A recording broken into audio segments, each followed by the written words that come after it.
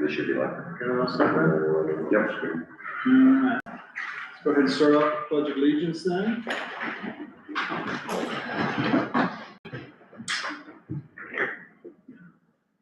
Pledge allegiance to the flag of the United States of America and to the republic for which it stands, one nation, under God, indivisible, with liberty and justice for all.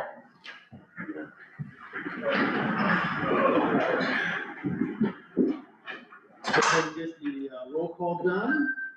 Considering this a regular meeting, I'm assuming this is a scheduled, correct? All right, so I got that mark on here. Anybody know about Christian? Not yet? Okay. I left it blank just to be on the safe side. Yeah, you got a soccer game tonight. So. I saw it in the text, but I wasn't sure, so I just left it the way that it is. Yep. Greg? Yes. Here. Stephanie? Christian? Mark is absent, but I can change that. Jim? Here. Darren? Here.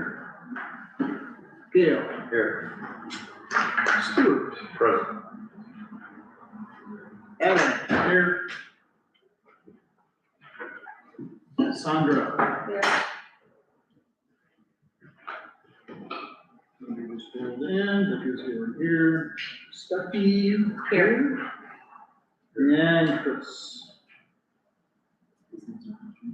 It's up to you if you want or not.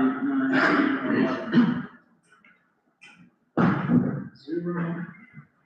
Yes. So it is the 27th.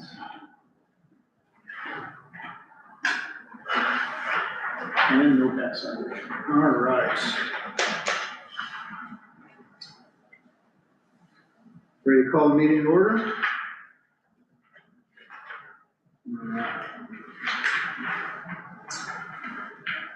All I have is agenda questions is being marked on the next part of that.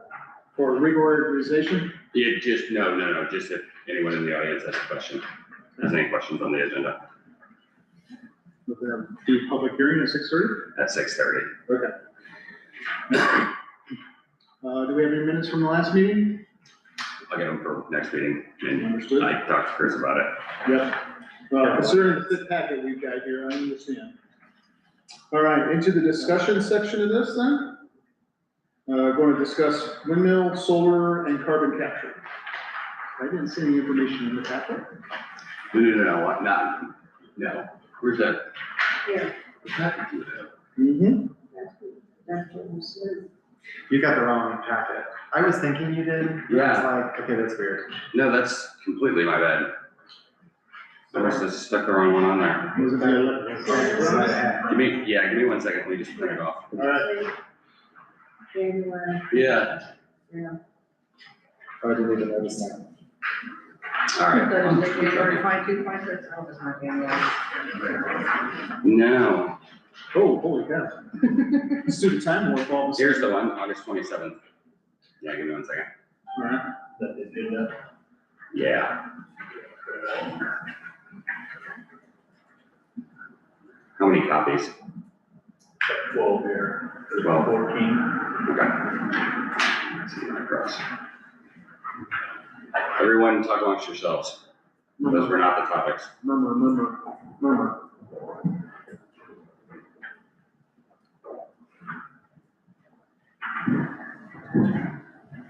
I'm gonna hold you to the roll, just in case Christian shows, and I'll change the marking. This is what happens when you do that. Three or four in the morning. We can move on to the other things that are on. Yeah, This, the rest of it should all be good. except for discussion tonight. Yeah.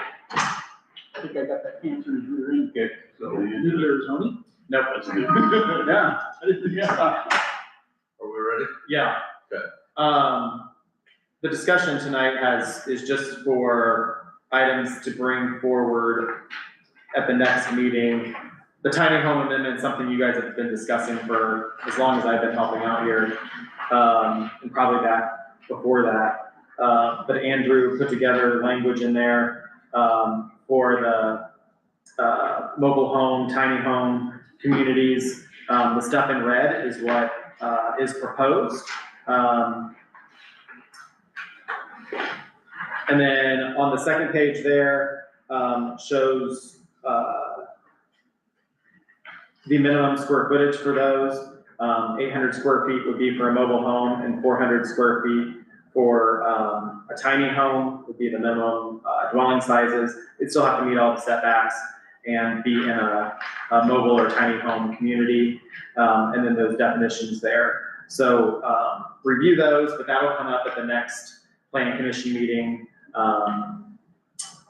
in September, is the plan, unless I do have 2 public hearings that need to come forward, so these may just get pushed to the next planning commission meeting, just based off of time limits on, I know how, when 7 o'clock rolls around, things can just get, not discussed well, so. But these are things that you guys have been looking at for a while, so again, Andrew's put together, the language for that, so take a look at it. If you have any questions, shoot me an email or give me a call, and I can, hopefully answer some of those I know questions. the only thing that stuck in my head initially was maximum size. You got minimum, but you don't have a maximum, but you have a maximum per site coverage, so. Correct, so there's a maximum, there'd be a maximum based off of what that could be. Did you guys ever discuss maximums for tiny homes? Maximum sizes? Yeah. Not really. Is that on Yeah, there's a minimum, but there's no maximum. And then max, or minimum. We did not. I thought There is one in relation to the site size, but there was no maximum of site size either, so you don't. Well, we were taking the mobile home court site size, because it's a modification of the mobile home court. Okay. So it was the mobile home court standards, and we were changing, so what's not in there, because obviously it was. This is an excerpt out of. Yeah, it was like 15 more pages I would have had printed, but what I left out was anywhere that MHC mobile home court inside the ordinance was mentioned, it would become MTHC. Right, Mobile home, mobile tiny home court, whatever, mobile, and maybe it's a MHC. tiny home and a Yeah. tiny home community. But it's meant to be both of them together. So we would just take the standard size and everything of the lot from the mobile home court standards. We won't be taking over another lot, we're gonna have a designated lot for tiny homes, right? Correct, it'd be like, yeah, just like a mobile home Just like- community, have their lots for Yeah. those mobile homes to be the same for a tiny. Yep, this allows for a mobile home community or a tiny home community. So just like, Or you know, mixed together. South Shore, whatever, like you could have. And I had actually talked to him about it specifically, like, hey, you still have a lot of lots back here. You know, would you ever consider putting up, 10, 15 tiny homes? He didn't say he immediately would, but he thought it was a good idea. He's like, I can see myself doing that. So that's kind of what it was to allow for. And over the last number of years, I've had, 30 or 40 people ask me if we allowed tiny homes. So it was kind of one of those, we should put something in the ordinance if they want to do it. Now, this is not meant to be where someone would buy a lot in single family residential or in old town residential and put a tiny home. This would be only for the mobile home, where mobile home communities are existing. Right. Or if someone were to put it in Correct, a yeah. mobile home, tiny home community. And these could be intermixed, like you could have a mobile home, then you could have a tiny house. Yes, and then you yeah, could have- absolutely. Right, okay, so just so everyone's Yeah. aware, it's They're not just- just for tiny. Yeah, they're kind of sharing the community resources, but not.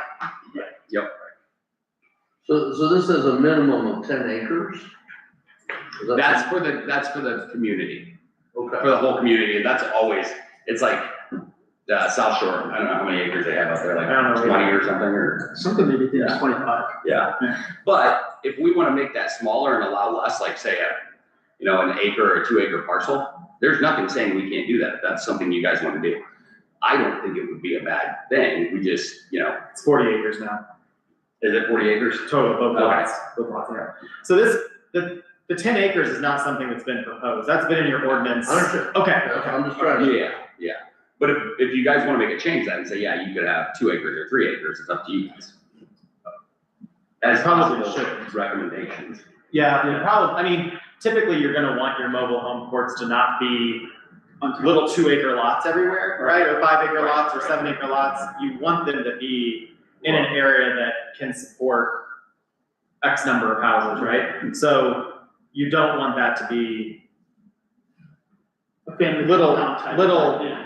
spot zoning throughout your community, yeah, so I would keep your minimum of 10 acres. And tiny homes can only go up in communities, is what we're saying here. Correct, mobile home. I don't see that language in there, but it should be What?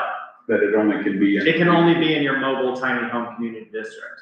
Yeah, they would have to zone as that district to Right. put in tiny homes. Right, unless it's grandfathered in, say like Willow Street, which is not that large.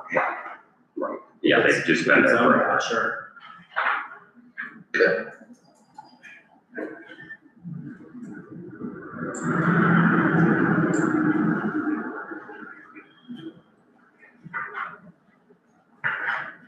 You want to take on this next one, for processing and subdivision? Yeah, I can do that. Let me pull that up. So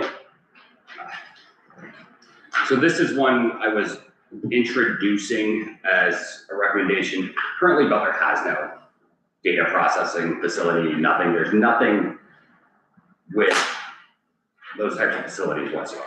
There's just not. Now, obviously, this is not intended for our ETJ. We would want to do something different for the ETJ eventually for data centers, an actual, here you've got 200 acres, 300 acres, 400 acres, whatever we want to do there. And the county is also working on theirs currently. So I kind of wanted to see where they went with their ordinance before we changed that. But this would be for inside the city because not everything is a massive data center. We have data facilities that are tiny, but we have nothing in our ordinance for it. So I put together what would allow these in business areas, but to a small extent. Overall size here is in this text amendment, and we'll go through it here in a second, but it's 15 megawatts. That's tiny for any data processing. I mean, this is, Greg knows a lot about it, but this is a very small facility, something that could already be there, could come in for literally any company as like a small facility for them to run their day-to-day Yeah, operations. think of it like an electronic area that only requires like 440 at max. So I mean, it gives you an idea, they don't really have to throw in a new transformer or anything like that. I envision probably with this wattage, at most 6 server racks, nothing extravagant. Probably easily air ventilated actually, Right. knowing how that would be. But I do know that one thing in here would be a switch, obviously for just in case power goes out.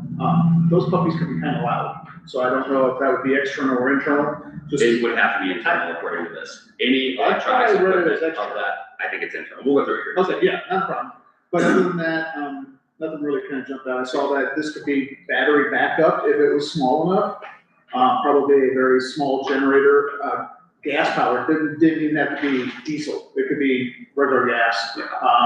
There was time limitations, so it was daytime hours only. Yep. So I was actually very impressed as to how well that was written, and knowing the size of this, it's basically nothing more than a switchboard for the old phone system is what most of us would remember it as. We're old enough to remember. And I think that's all we should really allow within city limits. Now, obviously, when we consider the ETJ, there's much bigger chance of very large facilities. We should put in a proper ordinance for that. That would be a data center facility. I put the language in here as electronic information processing facility limited. Because they're not doing massive data center activities. That's what we would allow inside the city. So let's just kind of go through this real quick. It would basically add to a number of different development standards here. So electronic information processing facility, the limited, the one you see there is for spaces. Because it is so tiny, it would literally be basically one core employee and one guest. If we talk about the actual EI-01 development standard, I'm just gonna read through it and kind of explain as we go. So, in closed operations, all the servers, computers, storage equipment, networking equipment, all of those equipment pieces shall be operated entirely within a fully enclosed principal building, which makes sense. Outdoor containers, trailers, modular server units, and similar exterior equipment shall not be used to house information processing equipment. So they couldn't throw a little modular, try to increase their size and their footprint by just throwing in extra areas for servers. Accessory structure. Yeah, accessory structures for servers. We don't want that. If it's gonna be there, it should be inside a building. Facility scale. So I had added this to both neighborhood business and general business. The neighborhood business is an exception process. It would go to the BZA. It would be restricted. It's not something that's gonna be standard. And I pretty much put that in there because it is a commercial district. But would very much want to limit that. If there was something existing, if there was, someone needed it for a different business they had there, but we don't typically want to add it to a neighborhood business. You know, we have neighborhood business kind of throughout the city. Now, in our general business, which is really our commercial zone, that's where we're really talking about this. You know, someone might want to do this. So the use shall be in neighborhood business, be located within a principal commercial building existing on the effective date of this section, not be developed as a new purpose-built facility. We're not gonna allow someone in neighborhood business to come in and build a whole new building to put this in. If there's already a structure there, if there's already a building, okay. Have a total planned or installed non-emergency electrical capacity not exceeding 2 megawatts. So for neighborhood business, it's much lower than the 15 megawatts. It's just 2 megawatts. In the general business district, and this is where it becomes where we would allow it, it becomes a generally accepted use. It's not an exception use. Not be developed as a multi-building data processing campus. So it would be one building, it wouldn't be multiple buildings. Have a total planned or installed non-emergency electrical capacity not exceeding 15 megawatts. There's where that 15 megawatts restriction comes into play.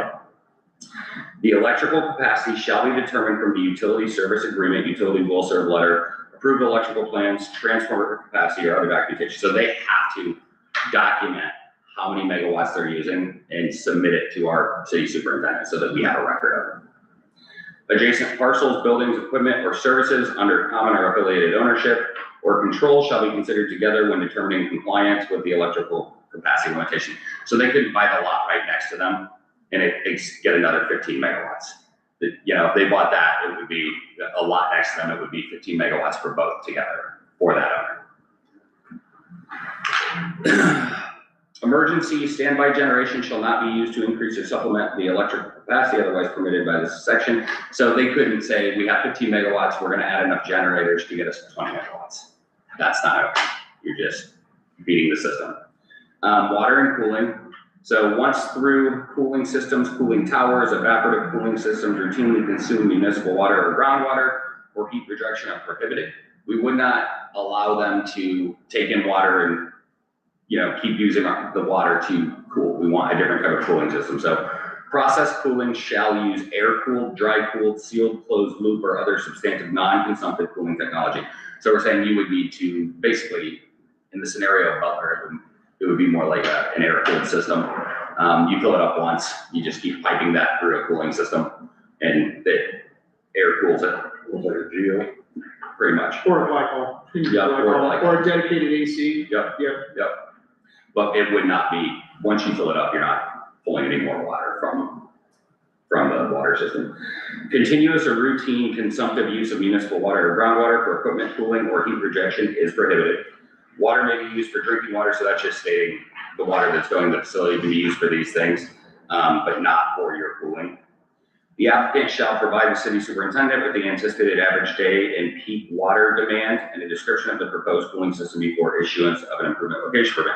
So this is a scenario where we want the city superintendent, which would really be Chris in this scenario, to know, or the mayor, or whoever. And I would change that, we don't have a city superintendent, I would make that water superintendent. Water superintendent. It's easy enough. That one, that makes it nice. Yep. But they would have to let us know their expected water demand. And what we would want to see is, yeah, general day-to-day operations, your kitchen in there, you know, your break room, your toilets, etc. Emergency standby generation, a combustion powered generator may be installed as emergency standby equipment or used during load curtailment. So a lot of these places will, when the grid is stressed, AEP, whoever, they will say, we need you to curtail your operations, and they'll immediately cycle down their power or run backup generators during that time. So we're basically saying you can use your generator, but only when there is a grid stress, only when it's necessary. A lot of these places just cycle it down. And the reason for that is a lot of the power companies, if they cycle them down, let's say they're paying $100 for a megawatt of power, the power company will pay them $150 for the megawatt during that curtailment. So it's actually advantageous for them to just curtail. Generators shall not be operated for routine facility power. You are not allowed to run your generators all out and just power all of your operations with it. Except for required testing and maintenance, a generator may be operated only during an actual interruption, load curtailment, or failure of utility electrical service. So obviously, just like anyone's house generator, if there is an actual power issue and the power company can't supply power, we would allow you to run your generators during that time, otherwise you can't. Testing and maintenance shall be limited to the minimum duration required by applicable law, fire code, manufacturer specifications, or insurance requirements. So do what you need to do to test. That needs to occur between 9 and 5 p.m. Monday through Friday, excluding legal holidays, except when otherwise required by the fire marshal. Be recorded in an operating log maintained for at least 3 years and made available to the city. So keep a log of your generators. Yep. That time frame only is for testing, correct? If they need to run that overnight, they're allowed to be able to run it overnight? Yeah, that's just for testing. Keep a log of your testing. And we can add in if you want, I wasn't sure, but I quickly briefed over it. I saw the time frame and I didn't pinpoint it with testing and maintenance. I mean, that's for testing. Make sure it's during the day, make sure, it's not in the middle of the night. And then the only other time they can use it's in an emergency. Right. Curtailment. Right, exactly. Mechanical and electrical equipment, exterior transformers, switchgear, dry coolers, condensers, generators, blah, blah, blah, shall be located behind or beside the principal building and shall not be located within the principal between the principal building and a public street. So we don't obviously want it next to the street, put it somewhere where it's not as noticeable. Exterior equipment shall be screened, so some type of screening from adjoining streets and residential properties by walls, fencing, landscaping, equipment enclosures, or a combination thereof. So make sure it's harder to see, it's not disruptive. Mechanical and electrical equipment shall comply with performance standards. Those are just our performance standards, including the standards addressing noise, vibration, electrical disturbance, heat, glare, air pollution, and noxious characteristics. So follow our other performance rules that everyone else has to follow. 11. No equipment shall create a persistent, tonal, pulsating, humming, or low-frequency sound that constitutes a nuisance at an adjoining residential property. So if it was next to a residential property, you can't have just a consistent hum or noise 24/7. Batteries and fire protection. Uninterruptible power supply batteries and battery energy storage equipment shall be accessory to the principal information processing use. A standalone or grid-scale battery energy storage facility is not authorized. That you're not allowed to do that. Battery rooms, battery cabinets, fuel systems, generators, fire suppression systems shall be reviewed and approved by the fire marshal and shall comply with applicable building and fire codes. The operator shall provide emergency contact information and emergency response plan to the fire department. So let our fire department know what equipment you have, who they can contact in an emergency, how they can get to it to take care of the issue. Since this could potentially be in a neighborhood area, as a neighborhood business, are you going to allow a halon system?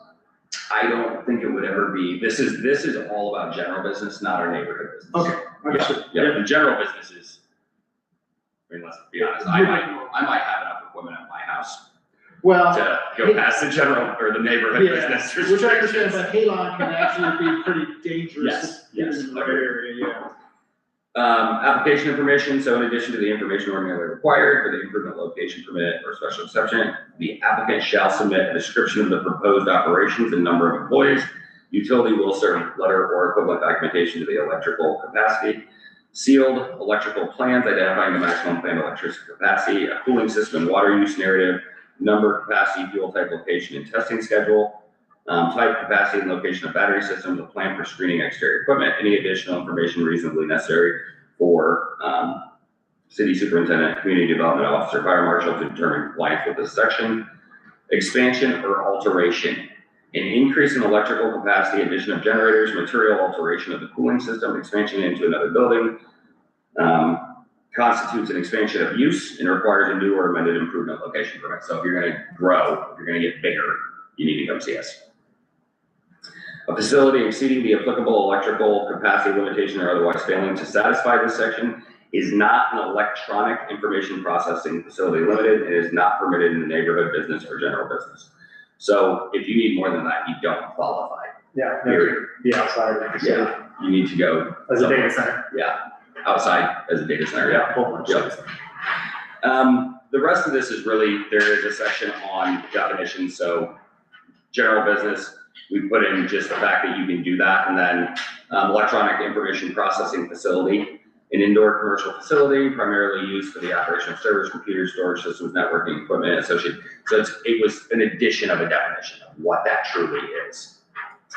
And then the land use matrix was updated, so something to kind of protect us, but also allow general businesses to continue operations.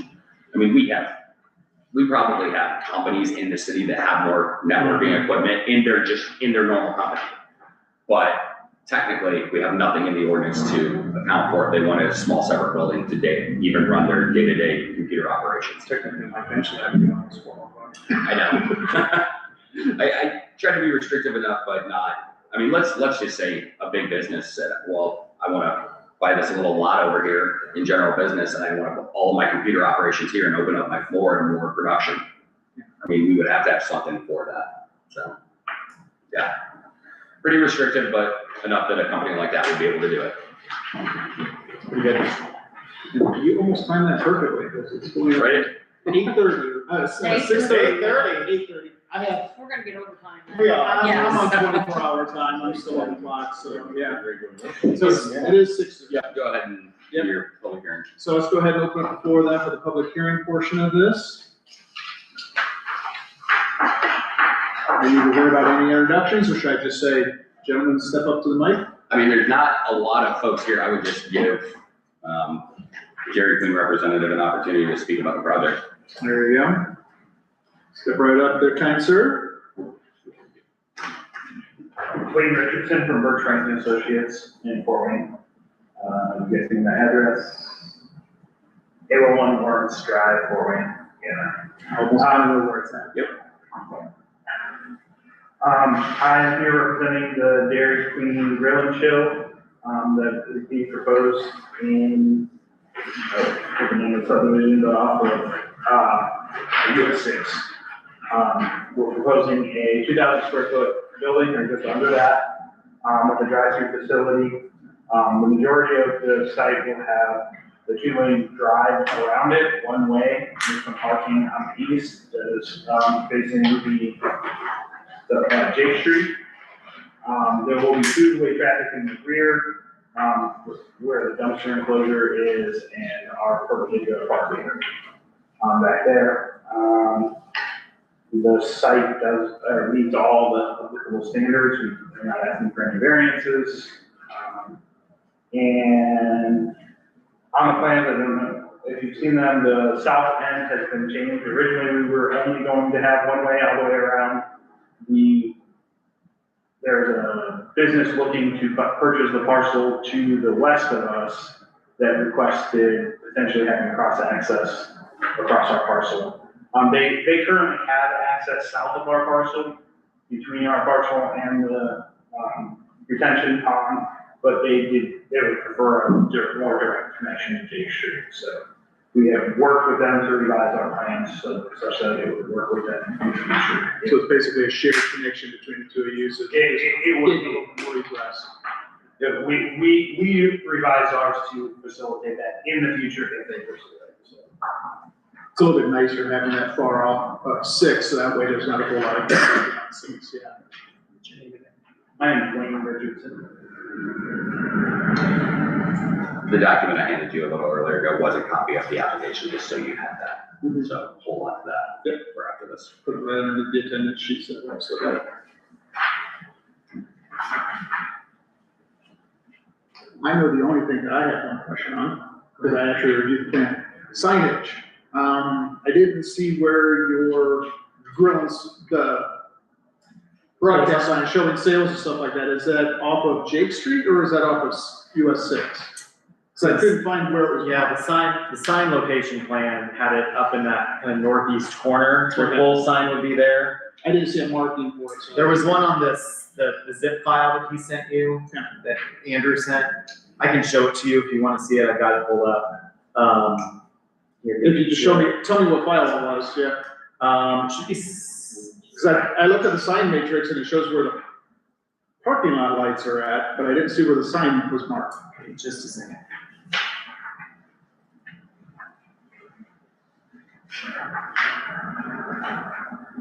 And is the sign photosensitive, meaning that as we hit sunset, it dims? Or does it turn off at business hours? Oh, it will turn off, it will be off during. I don't recall. Sorry, that is a good question. That's fine. It's one of those things where I know that the post, theirs doesn't dim at night and it like almost illuminates the intersection. So I wasn't sure if that was, because the newer LEDs will actually dim as we get towards evening hours. That I do not know. The lumens look okay, but I know that during darkness hours, they'd be a little on the brighter side, but that's for a purpose, yeah. For people to find where it's at. I'm trying to pull it up to my computer. I mean, it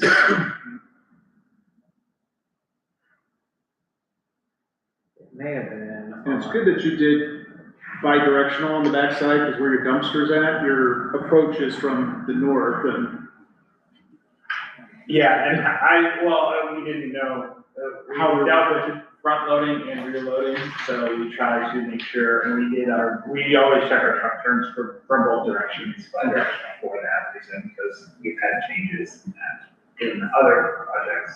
yeah, well, sometimes it's orientation, sometimes people have brick walls instead of everything, and, yep. And then at 2,000 square feet, you're expecting some internal seating, I assume? Yes, 26 seats, I think. I know the back counter space at most DQs aren't all that deep. It's amazing how 34 seats. shallow it is. 34 seats. Okay. Oh, 26 is part of the parking spaces. Right. So.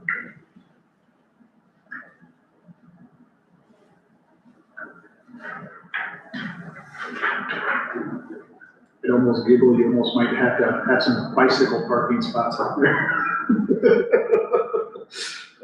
I've got it here somewhere, I can't find it, but. No, it is. Let me just send I'll it show it to you. Yeah, I'll show it to It came from the architect. I know, what was their name?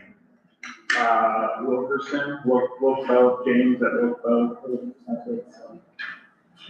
He has done many DQs across the country. This is only our second one with him, so, in Indiana. This isn't one of those prefab ones where they just wheel it in and drop it. No, not quite. I've seen rallies done like that too. You won't get it in a month. Rallies is a little smaller. Yeah. There's no sightseeing. But I'm cool if Butler wants to get a rallies also. I got a question, because we have a lot of sporting events, and the problem that I know kids run into, they're getting off from their event, what are your hours gonna be? I know this is just, I know it's a 8 to weird 4, question. Monday through Friday. 8 to 4, okay, so that's, no, it's the thing that we run into even with being a parent and I have a kid in sports. They're done eating, or they're done with their sport, they're starving to death. Right now, you cannot find a place to get them something to eat half the time, That I do not. without going But outside. I will send it send it on to our client that you would like that to be open. A little later, especially during the week, I'm sorry, but these kids I are in understand, sports, yeah, by the force time you they over get at back. 8, you're done at 8:30, what are you gonna rather eat? Yeah, and we've done that, we ran into Subway, tried to get dinner at Subway, and they were closed, and I'm like, really? And it might behoove them because there is a lot of people that want to eat around that time. Yeah, so that's just my question, because I mean, these kids being in sports, they're hungry. But this town is one of those things where even McDonald's had to start opening earlier because everybody goes to work really early because we get home early so that way the kids can do what they need to do, yeah. So that's my big concern, because, we drive, like I said, we swim, and 9 times out of 10, we're 2 hours away. By the time we get home, it's late, so. I see where the partition is on Jake, so as long as it's set back, I know where that dotted line is. I think we're good, yeah.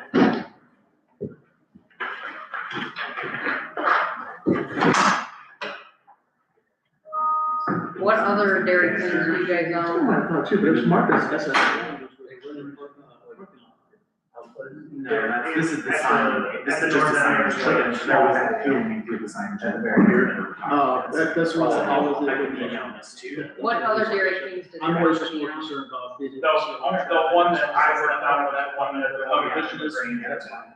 In the range? Yeah, downtown Grange. And then So the they other don't have thing Dairy was Queen there illumination. forever. So, yeah, So, yeah, there's one under construction in LaGrange, where at?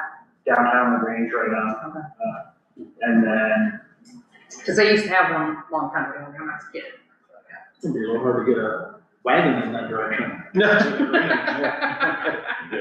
My wife actually worked up there for a while, and I actually pulled into McDonald's up there to pick her up something, and literally there was a horse and buggy in the drive-thru. I was like, wow. yes, we have horse and buggy parking at the LaGrange. Yep. Better.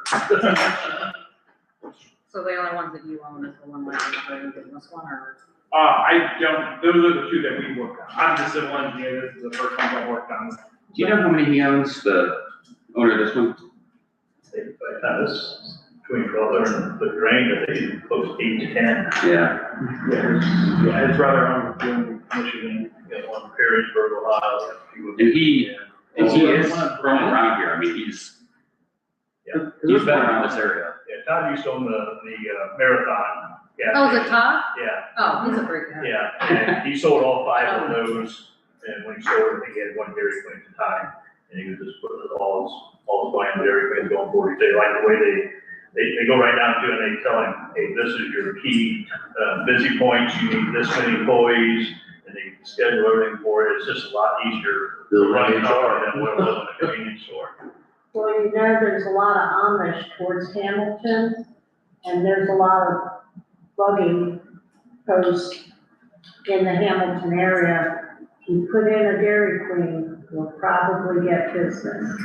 And, I mean, we have them in St. Joe as well coming up, I mean, we're going to see more and more, so it's something you might wanna consider. One thing I was on a hitching post, the library came to us a couple years ago wanting a hitching post. Darren and Gail, you guys probably remember this. They opted not to do it because we were watching them clean up afterwards. Yeah, and I had to come into the business or library, just leave everything on the ground. And I don't believe they was to the point they wanted to clean up, so they kind of nixed it. But if they would have to do something like that, that would be something we should consider, some type of agreement to clean up after, so. Because I mean, they've got hitching posts behind a couple of the restaurants in Hamilton. This would all be asphalt. What do they do with all the other stuff that the horses leave? It was a big issue. What?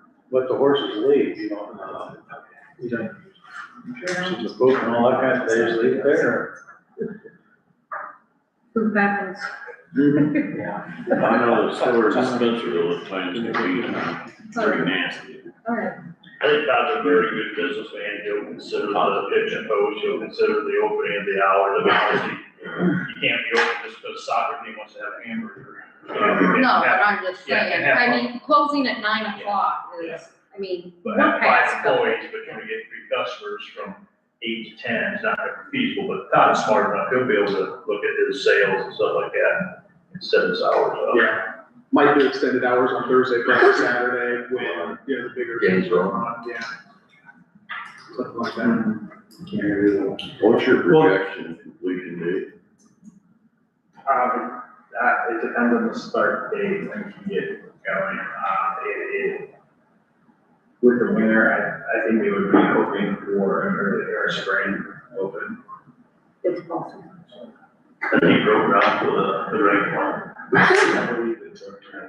So his idea was to finish LaGrange first, and then come down and follow that. Sure. From beginning to end, I think, break the ground to complete the scope. because of the winter, I'm thinking it's 8 months. 8 months. That's what I think. LaGrange was not supposed to take very long, but that had a lot of time. And beside no gas station. Yeah, there was. I think that's where it was. So, yeah. I know everybody in the town's pretty excited about it. Oh, yeah. Very excited. We tried to get him to start Butler first, and then Butler was a turnkey. Yeah, to do nothing. Shovel ready. Soil and take care of everything on the gas station side like that.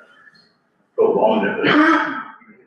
We We tried to get him to come here earlier, he was down, he could have been operational, that doesn't hurt to get out there.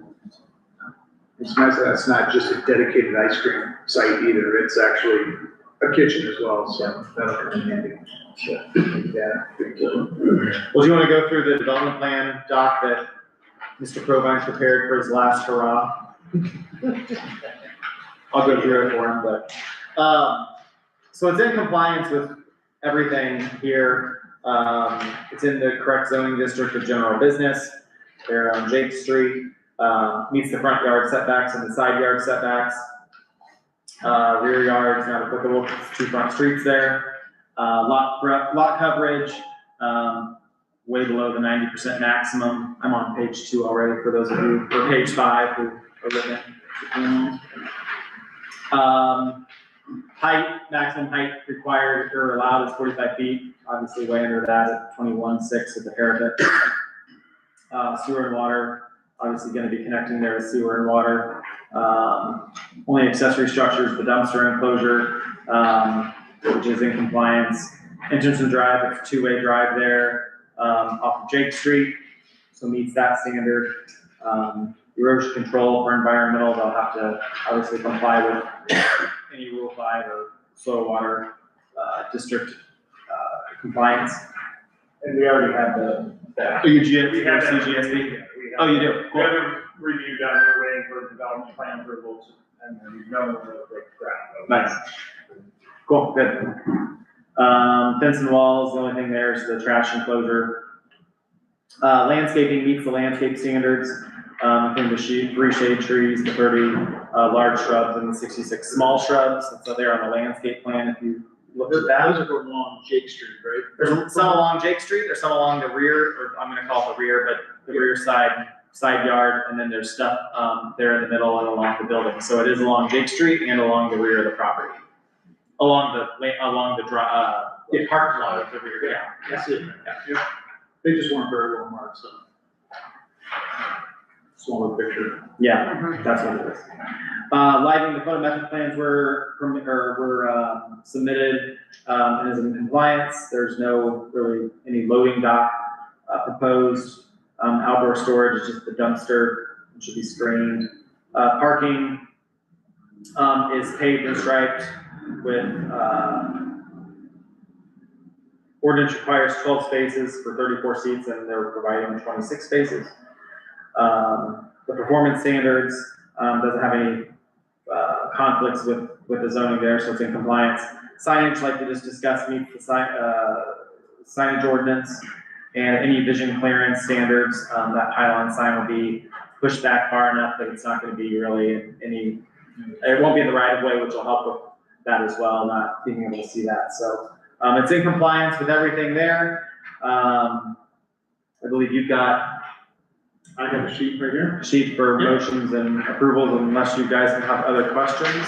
The only one that I had was from Mike real quick. Are we looking at any improvements at the intersection of Jake Street and 6? That's what I was wondering. Because I'm not saying it might get congested, so I wasn't sure if there I was. believe that was already designed when they put that in there, knowing it. To do for that type of Yeah, development. you wouldn't put that in there and not do your traffic study before, I believe that's all. That's kind of what I figured. I know that there was a partition put there, and there's a right and left turn lane, but I wasn't sure if we were actually getting to the point of having to actually look at a second signal in town. Now, we had a I wouldn't conversation think so. with NDOT, and they said that was well laid out sufficient for what's Okay. going in there. I know.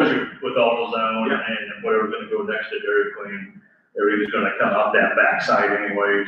Okay. Yeah. And width-wise, there's passing lanes and everything else, so you Yeah. shouldn't get any. Be able to pull out and get out with no problems, yeah. I do have a quick question. We had sent you guys the Butler construction standards. Those aren't final, right? Our construction standards. Yes, I believe, Did they ever get fully finalized? We did send them. Okay, I couldn't remember. Yeah, and you guys had used those during this, right? we had to. I just want to, Butler went through and put together a bunch of construction standards, water, streets, sewers, everything. And they were given that, and they're following all of the Butler city construction standards, which is nice. I believe AutoZone is as well. Both companies were given that, so everyone's aware that they are following our new construction standards. Yes, everything that you had standards for that we utilize on site, we are utilizing new standards and.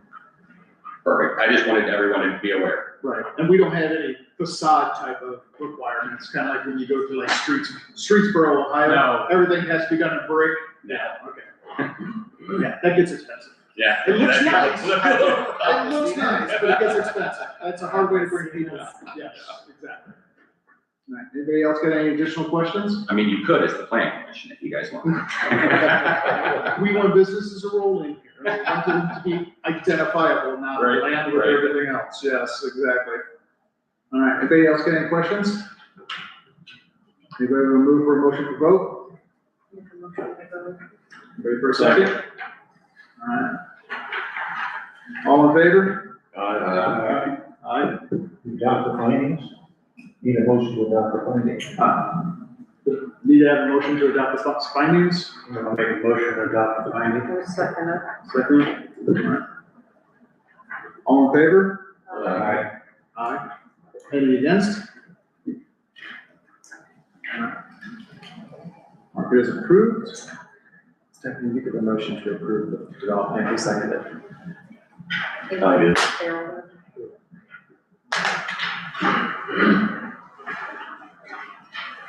Do you want the quantity that was approved? I just put an X. You should have, we had. We have a line. Yeah. Okay, just want to make sure, because I just put an X there, and it's like, oh, that's, Everyone here will, yeah, put the number there. because I just happened to look that there was no abstention on there as well, so. Should be 7-0. 7-0. So, That's the only copy, don't mess up on that. voting members. Well, initial data, but as soon as you said 7, I'm like, well, I think they're Coke products, right? Not 7-Up? Right. Nice. Bad joke. Let's see, the 27th once again. Yeah. Yes. I have no vice president. Who are You the- want to, Co-sign. close. Yeah, because Christian is. It's a process, president signs it. Yeah, as long as you Close. sign it. Do you just want to put absent for That's fine, Christian? yeah. That way, at least it's noted that that's the reason why it's not. He identifies as a chair, he's here. Here. Very good. Yeah, You gotta go to work. you're good. Thank you, Darren. Thanks, Darren. Have a good night, guys. So we're not too much of a sweat. Hey, thanks. Thank you, by the way, Darren. You'll have to close the public hearing. Ready to close? So the only thing you'll need from us is your improvement location permit. I'll email that to you tomorrow. And then, once you get that done, we can issue building permits at my office in the county. And then I'll send you all that information up. So whenever you're, we'll do that. Okay. It doesn't matter to us. Doesn't matter. Do you have your state releases yet? I do not know. But Okay. Yeah, we'll be in touch. Finalized. All right. We need state release for, Yeah. for local, of course. Yep, yep. All right, we'll be in touch. Thanks, Wayne. We do have another gentleman. I'm assuming you're observing? I'm sure you get Understood. Just want to make sure that I wasn't closing the public forum. Right. Finish. Yes. Since we have no other presentations, ready to close the forum? I make a motion to close. Second. All right, it's closed. Okay. As far as the data processing. You want that back? No, I don't need it back. We went through it all.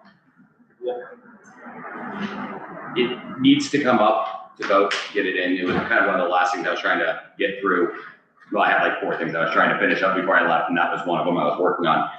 Are you guys good with that verbiage? Want a couple days to send me any thoughts or changes, and then I can write it up and Chris can put it in for public hearing, et cetera. And same with tiny homes.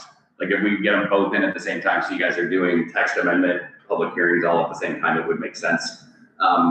The only other real item is, and this is a Chris one, explain the benefits of the fee schedule coming out of the ordinance and going to the rules and procedures. And so everyone is aware, obviously the county is Chris is taking over what I was doing. So right now, in ETJ as well, our fees are low. We reviewed them. Obviously, we don't want to bump them up ridiculously or anything, but we need to consider them, and we don't want to change the ordinance every time that we do consider them, so. And taking it out of your ordinance just gives the planning commission more, authority, if you will, to not have it go through a public hearing process for fees. It also removes it out of a large document that requires revision on a regular basis as well, too. Correct, Yes. correct. It would have to come as a text amendment Every single time. with a public hearing with. And go to city council every single time. And Yeah. the plan commission fees are technically the plan commission's fees. They're not the city ordinance fee, right? So, taking it out of there would just be helpful and put it in your rules of procedure. So we'll work on that over the next few weeks, months. And then work on these. There's about 4 things that you are working on, including, secondly, to this data center. Yep. Or, I'm gonna call it. Electronic center. Thank you, electronic center, ordinance. So, but for next month, we do have 2 public hearings and then this data center ordinance. Data center, sorry, server room, thank you, server room. It's a ordinance. processing facility. It's Processing facility that we can, go over next month, but those are the 3 things that we're gonna be doing. And something that we get is when the county is done with their actual data center ordinance, Chris will be here to say, hey, is this something that you guys want similar for the ETJ, which will be nice. So, yeah, if you guys want, I will send you just that data processing in the tiny home one more time, just a separate email with just those 2 pieces in the email. If you guys want to review them again and send any specific thoughts, and then I can finalize it and have Chris put it up for public hearing. Okay. I appreciate you guys. Thank you for letting me do this for 2 years. I had a lot of Been fun. that long? Yes. It doesn't seem like I that know. long. We're like a month shy of 2 years. Oh my Just a little God. bit. Yeah, but it has been fantastic. You guys are great. I've enjoyed working with you. So, if anyone wants some cake, We're cutting that thing, I'm hungry. yeah, absolutely. And it looks like it's kind of leaning too, but I think that's because the label on the outside here. We've been here 56 minutes, so close it, we can get that cut. You didn't even bring a cooler. Mike's fingerprints are on the inside. I think that's all I had, guys. And then September 24th will be our next meeting. Correct. At 6 o'clock. And that is the one, if we can get some feedback in the next day or 2, that's the one I want to shoot for you guys to get the text amendments, and the mobile home it's been out there forever. Or the tiny homes. If we can get those in, and that way, it's not every month there's another public hearing that we gotta do. Yeah, it got postponed for each time that we tried to do the big plan. Yeah. Now that we got that one done. Yeah. Yep. Exactly. Chris, you wanna cover the meeting wise, we talked, maybe going back to what we discussed every other month, but not till next year, till we get. Yeah, once we get these certain projects done for, especially next month and potentially the following month, we'll be going back to every other month meetings. Andrew was great at trying to get us to do every meeting. Well, and there was a lot of things that just needed to get brought It was a up and comprehensive discussed. plan. We wanted to get it done. Correct, yeah. I mean, you guys had been playing with it for a couple of years. Yeah. It was like, let's just keep meeting until we get this over with. And so I think we'll go Don't back. to say every those other month. words. And you have a copy of it, right? Because I don't want to come back and find out that I it's don't been want long. I don't want to read it. Yeah, I got a copy of it, yeah. Okay, good. Yeah, I don't, like I said. Yeah, don't we want do. to put it in there. Yeah, we got That's a nightmare. it. So,